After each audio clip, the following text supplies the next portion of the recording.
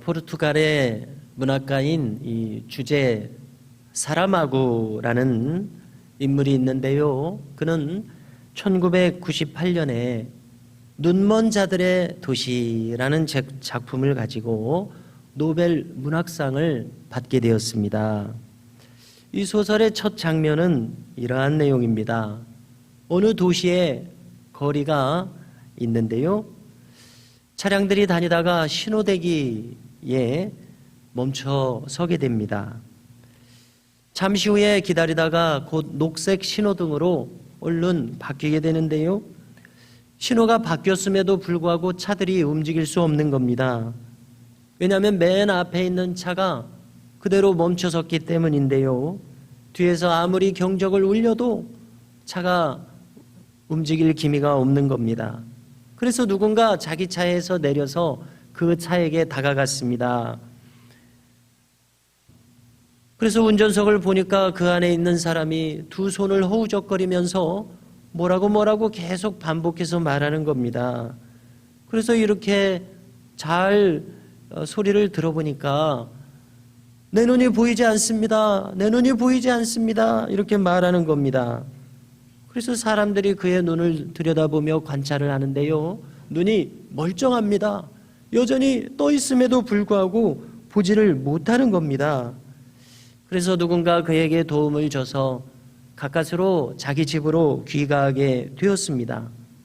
그런데 그만 도움을 주는 그 낯선 사람이 그가 볼 수 없다는 것을 악용해서 그의 차를 훔쳐서 도망가 버리고 마는 것이 이 첫 장면인데요. 그 장면이 바뀌어서 안과 병원으로 사람들이 몰려듭니다. 왜냐하면 사람들이 이 사람과 똑같은 증상으로 시력을 잃고 안과로 몰려오는 겁니다. 그리고 시간이 좀 얼마 지나지 않아서 그 안과 병원의 의사들도 다 같은 증상으로 볼 수 없게 되는 겁니다. 온 도시에 이 전염병이 창궐하게 되었습니다.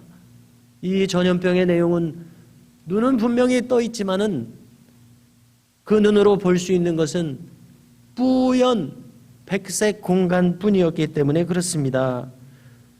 도시의 사람들은 이 전염병에 걸려서 점점 인간성을 잃어버립니다. 그리고 포악하게 변해갑니다. 볼 수 없다는 사실이 이 인간들을 점점 더 비참한 인간화의 모습으로 몰아가는 내용입니다. 요즘은 모든 의학도 많은 발전을 이루기에 시력 교정술 중에서 안내 렌즈 이식술이 있다고 합니다. 눈에 홍채에 상이 맺히게 되는데 그 홍채와 수정체 사이에 렌즈를 이식하는 그런 방법도 있고 수정체를 아예 교체하는 방법도 있다는 겁니다. 그래서 최근에 인공 수정체가 사람의 것과 유사해서 이것을 시술로서 바꿔 끼우면은 근시나 원시 모두를 교정할 수 있다는 것입니다.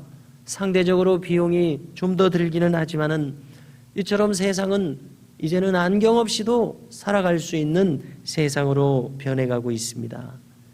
눈은 있지만은 시력이 너무 약하다거나 눈은 있지만은 볼 수 없다면은 얼마나 답답한 일이겠습니까? 그런데 이 소설의 이 설정은 하나의 비유입니다. 성경은 말씀하지 않습니까? 너희가 보아도 보지 못하는구나. 너희가 들어도 듣지 못하는구나. 주님은 이렇게 영적 실명에 대한 답답함과 안타까움을 고발하고 있습니다. 마치 이 소설 속의 도시인들이 절대 다수가 백색 실명증에 걸려버리는 것처럼 진실을 알지 못하는 답답함이란 얼마나 그 큰 답답함이겠습니까? 오늘 본문을 함께 주목하려는데요. 오늘 본문은 구약시대의 유명한 선지자 엘리사에 대한 한 기사를 말씀해 주고 있습니다. 당시에 이 이스라엘의 형편은 좀 더 북쪽에 있는 오늘날의 시리아라고 일컫는 아람 왕국의 이 위세에 눌려 있었습니다. 그들은 종종 북이스라엘을 침략하게 되는데요. 그러나 이 엘리사 시대에는 그들은 번번이 실패하고 말았습니다. 이상하게도 이 이스라엘이 아람 군대의 진입 경로나 이런 모든 것을 미리 알고서 방비하기 때문에 그랬습니다. 이에 아람 왕의 신하가 왕에게 말합니다. 저 이스라엘에는 엘리사라는 선지자가 있다고 합니다. 그런데 그 사람은 우리가 요즘 말로 표현한다면요, 얼마나 신통력이 대단한지 왕이 침실에서 말하는 것까지도 다 알고 자기 왕에게 그것을 보고한다는 것입니다. 그러므로 왕이시여, 이렇게 그들이 미리 우리의 계책을 방비함으로 우리가 계속 낭패를 당하고 있는데 그를 먼저 없이 해야 후과가 없을 것입니다. 이렇게 건의하는 겁니다. 그래서 아람 왕은 오늘 본문을 보니까 당장 많은 군대를 보냅니다. 그래서 엘리사가 머물고 있는 사마리아 인근에 도단성이라고 하는 성읍이 있습니다. 그 성읍에 와서 이 성을 포위한 겁니다. 자, 엘리사에게는 사환이 하나 있었는데요. 이 젊은 사환이 그 다음날 아침에 일어나 봤습니다. 그랬더니 자신들이 살고 있는 이 도단 성읍을 저 아람 군대가 전부 다 포위하고 있는 겁니다. 얼마나 낙심이 되었겠습니까? 그래서 선지자에게 말합니다. 선지자님, 이제 우리는 어떻게 하면 좋겠습니까? 이렇게 낙심해서 말할 때에 엘리사가 그에게 들려주는 말이 유명한 요절 말씀으로 오늘 우리가 읽은 본문에 함께 봉독했습니다. 엘리사는 말합니다. 두려워하지 말라. 우리와 함께한 자가 그들과 함께한 자보다 많으니라. 자, 생각해 보면은요, 이 얼마나 뚱딴지 같은 말입니까? 지금 완전히 포위되어 목숨이 경각에 달려 있는데, 아니, 우리와 누가 함께한다는 말입니까? 엘리사가 이어서 기도합니다. 오늘 말씀 17절을 보면은 여호와여, 원하건대 그의 눈을 열어서 보게 하옵소서 기도합니다. 이렇게 기도했더니 여호와께서 그 청년 사환의 눈을 여심해 그가 이제 보았더니 불말과 불병거가 온 산에 가득해서 온통 엘리사를 둘러싸고 있더라는 것입니다. 자, 우리라고 한번 가정해 보십시오. 얼마나 놀라운 장면이겠습니까? 얼마나 장관이었겠습니까? 영적 시각을 열어서 영적인 실상을 보게 하니까 엘리사와 자신이 하나님으로부터 이렇게 엄청난 보호를 받고 있었다니 얼마나 이 놀라운 일이었겠습니까? 그래서 오늘 말씀을 대하면서 참 우리에게도 필요한 것은 우리가 정신적으로 영적으로 이렇게 선명하게 시각이 열려서 저 하나님 나라의 진실을 우리가 분명하게 알고 이 확실한 믿음 위에서 살아가면 얼마나 좋을까, 이런 생각이 들게 됩니다. 하나님은 분명히 계시다는 진실 말입니다. 저 영원한 나라가 분명히 있다는 진실, 주의 십자가가 과연 나를 구원하셨다는 이 진실, 이러한 진실을 우리가 분명히 우리의 정신으로 또 영적인 시각으로 볼 수 있다면 이러한 인생은 참으로 복된 인생이요, 만일 볼 수 없다면, 그래서 보아도 볼 수 없고 들어도 들을 수 없다면 이 얼마나 안타까운 인생이겠습니까? 저 소설 속의 도시의 사람들처럼 백색 실명 상태로 살아가는 것은 얼마나 답답한 일이겠는가 생각하게 됩니다. 드디어 이 성읍을 에워싼 아람 군대가 엘리사를 체포하기 위해서 그에게 다가왔습니다. 자, 여기서 이제 엘리사가 다시 한번 기도합니다. 하나님, 이 무리의 눈을 어둡게 주시옵소서 하자 그들의 눈이 어두워졌다고 합니다. 그리고 엘리사가 말합니다. 그대들은 나를 따라오시오. 당신들이 찾는 성읍은 여기가 아니요, 나를 따라오면 그대들이 찾는 사람에게로 안내하리다, 이렇게 하는 겁니다. 그래서 당시의 북왕국의 도성은 사마리아 성이었습니다. 사마리아 성으로 이 군대를 이끌고 가는 겁니다. 그들은 지금 눈이 어두워져서 지금 사방분간을 못하는 형편 아닙니까? 그들이 이제 정신을 번쩍 차리고 보니까 지금 이스라엘의 성읍인 사마리아 성에 들어와 있는 겁니다. 완전히 포위되어 버렸습니다. 그래서 그들은 즉시로 전쟁 포로로 전락하고 만다는 이러한 놀라운 기사가 오늘 성경 전후에 있습니다.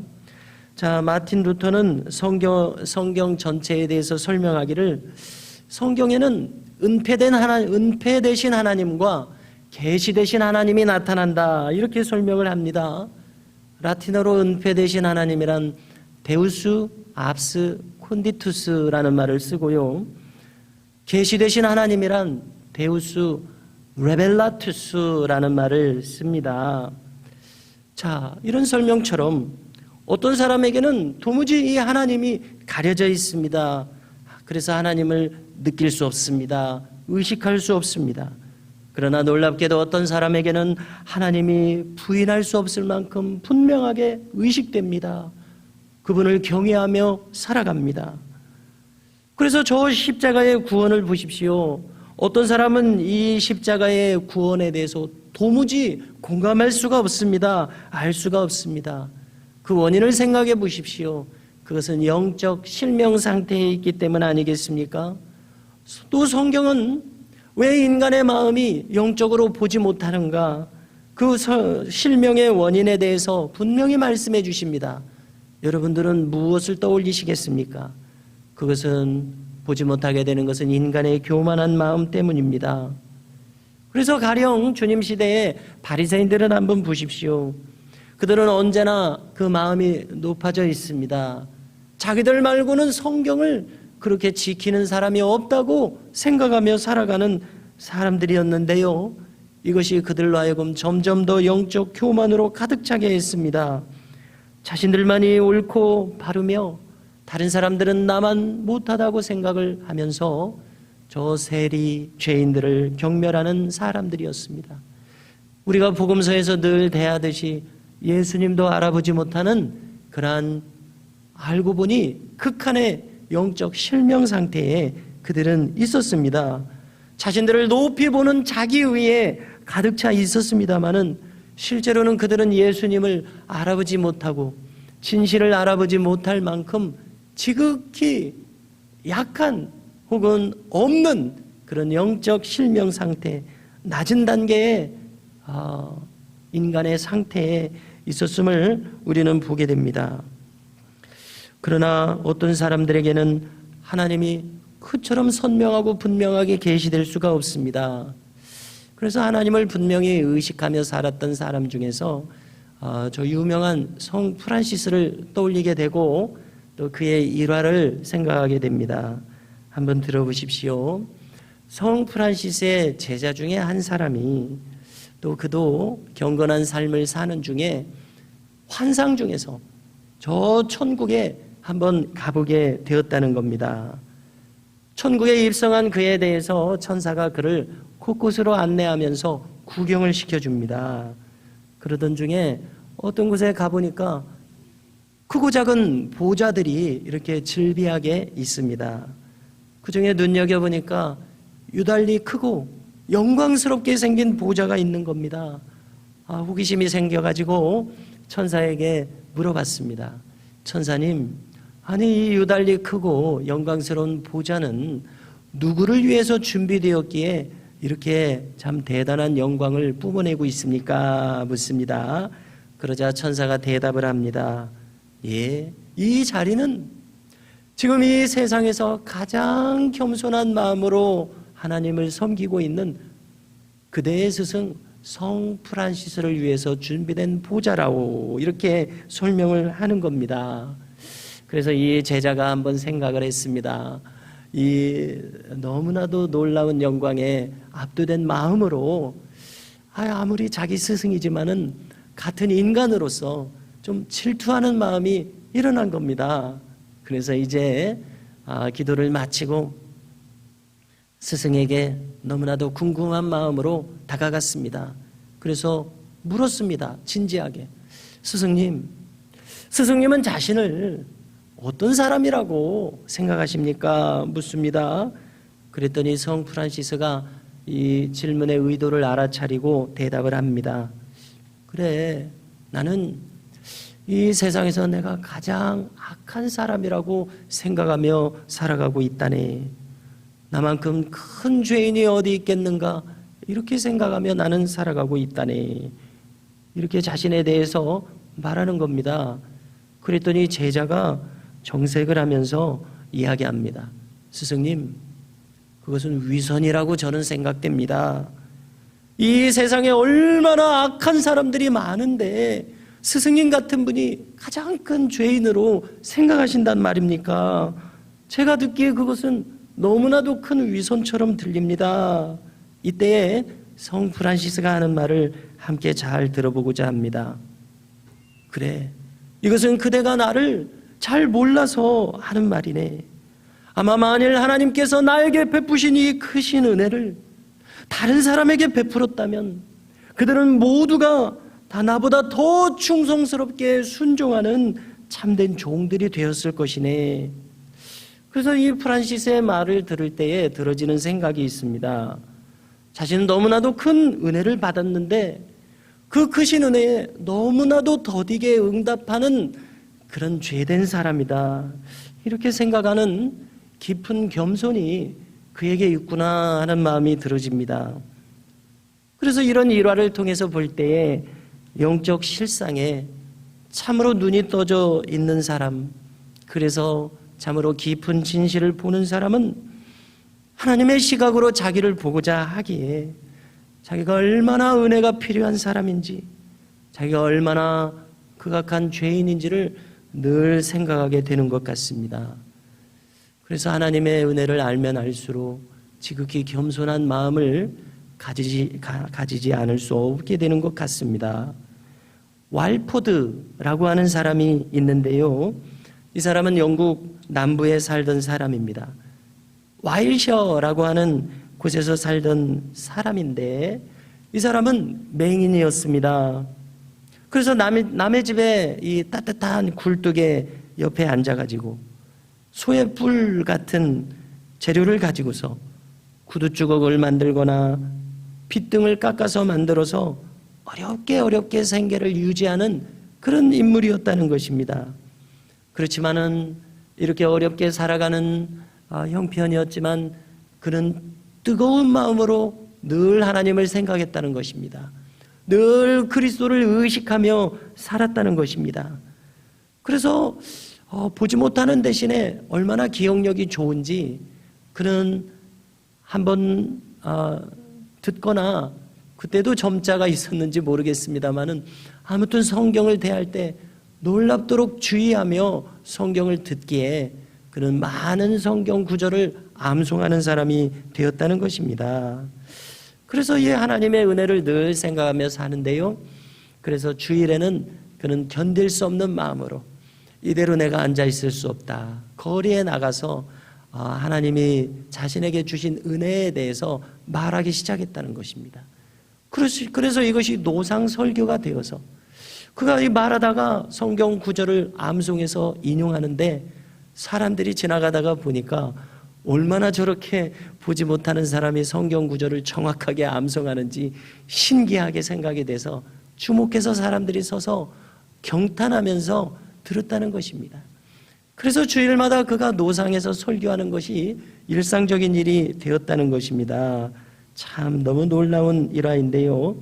그런데 이러한 사람이 찬송시도 짓게 되어서 오늘날 우리가 부르는 찬송가에도 한 찬송가가 들어와 있다는 것입니다. 그 찬송가는 찬송가 364장인데요. 그 가사를 잠시 읽어드리겠습니다. 그는 찬송합니다. 내 기도하는 그 시간, 그때가 가장 즐겁다.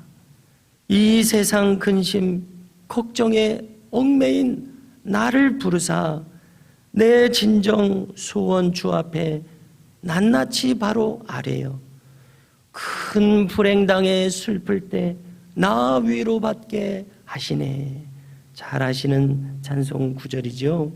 비록 맹인이었습니다마는 그의 영적 시각은 이 찬송시 등으로 미루어 볼 때 그 누구보다도 밝은 사람 아닙니까? 하나님의 크신 위로 가운데 사는 사람이 바로 이 사람이었습니다.